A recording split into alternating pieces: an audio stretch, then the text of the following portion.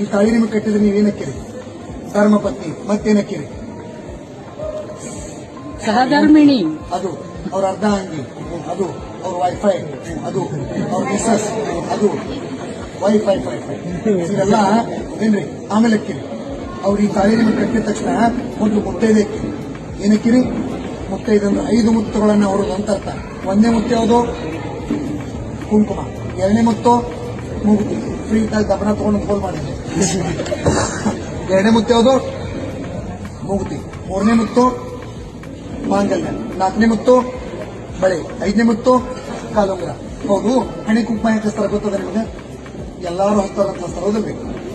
ಹಂಗಲ್ಲ, ಅವ್ರು ಬೇಡ್ಕೊಳತ್ತಾರ ಅವರ ಜೀವನದಾಗ ಗೌರಿಯಾಗಿ, ಅವರ ಜೀವನದಾಗ ಲಕ್ಷ್ಮಿಯಾಗಿ, ಅವರ ಜೀವನದಾಗ ಸರಸ್ವತಿಯಾಗಿ ಪ್ರವೇಶ ಮಾಡಬೇಕಂತ.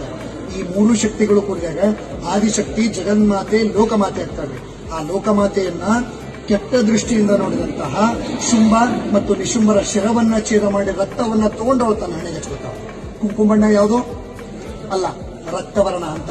ಅದನ್ನ ಹಣೆಗೆ ಹಚ್ಕೊಂಡು ಎದುರಿಗರು ಹೇಳ್ತೀರಿ. ಯಾರಾದ್ರೂ ನನ್ನ ನೋಡಾಕತ್ರ ಸಹೋದರಿ ಭಾವನೆಯಿಂದ ನೋಡಿ, ಯಾರಾದ್ರೂ ನನ್ನ ನೋಡಾಕತ್ರ ನೀವು ಮಾತೃ ಹೃದಯದಿಂದ ನೋಡ್ರಿ. ಅನ್ಯತಾ ನೀವು ಏನಾದ್ರೂ ನನ್ನ ಕೆಟ್ಟ ದೃಷ್ಟಿಯಿಂದ ನೋಡಿದ್ದೆ ಆದ್ರೆ ಆ ಶುಂಭ ನಿಶುಂಭರ ಗತಿ ನಿಮ್ಗೆ ಆಗ್ತದೆ. ಎರಡನೇದು ಬಂದ್ಬಿಟ್ಟು ಮೂಗುತಿ. ನನ್ನ ದೃಷ್ಟಿಕೋನಗಳು ಮೂಗುತಿ ಬಳಿಯಲ್ಲಿರ್ತಾವ ಅಂತ ಹೇಳ್ತೀನಿ. ಮೂರನೇದು ಬಂದ್ಬಿಟ್ಟು ಮಾಂಗಲ್ಯ. ಪ್ಲಾಸ್ಟಿಕ್ ಇಂದೋದಲ್ಲ, ಎದ್ರದು ಬಂಗಾರದ. ಇದ್ರ ಬಣ್ಣ ಯಾವ್ದದ? ಆ ದೀಪದ ಬಣ್ಣ ಐತಿ ನೋಡ್ರಿ. ಇದಕ್ಕೆ ಅಗ್ನಿವರ್ಣ ಅಂತಾರೆ. ಏನಂತಾರ್ರಿ? ಅಗ್ನಿವರ್ಣ. ಇದನ್ನ ಕಟ್ಕೊಂಡು ಕೂಡ ಸುಡಲಿಕ್ಕೆ ಪ್ರಾರಂಭಕ್ಕಿರಂತ. ಏನ್ ಮಾಡ್ತೀರಂತ? ಸುಡಲಿಕ್ಕೆ ಪ್ರಾರಂಭಕ್ಕೆ. ಅದಕ್ಕೆ ಅನ್ಯರು ಯಾರು ನನ್ನ ಹತ್ರ ಬರಬೇಡ್ರಿ, ನಿಮ್ಮ ಬಾಳ್ನೆ ನೀವು ಸುಟ್ಕೊಂಡು ಹೋಗ್ತೀರಿ ಅಂತೀವಿ. 4ನೇದು ಬಂದ್ಬಿಟ್ಟು ಬಳೆ. ಬಣ್ಣ ಯಾವ್ದದ? ಹಸಿರು. ಸೃಷ್ಟಿ ಹೆಂಗೈತಿ?